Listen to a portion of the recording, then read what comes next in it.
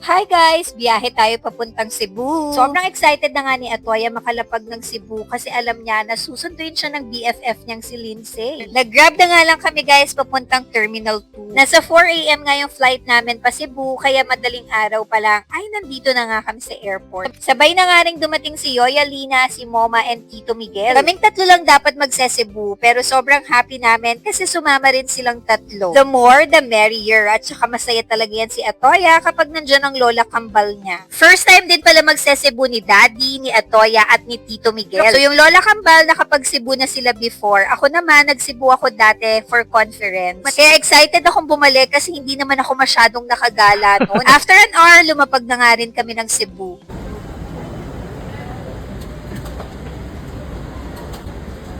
3 years old pa lang sila ay mag-online BFF na sila, same with Scarlett. Hindi nga lang nakasama si Mommy Donna and Scarlett kasi meron silang mga errands sa Manila. Thank you so much Team Oiseco for the warm welcome. Since 5 days nga kami dito sa Cebu, nag-rent din kami ng car sa Lindsay's Affordable Car Rental in Cebu. So ayan guys, i-follow nyo yung business page ng Team Oiseco lalo na if may plans kayo mag-trip sa Cebu. So aside sa mga car rentals nila, meron din silang available na mga city tour, so pwede rin kayong mag-rent ng car with or without driver.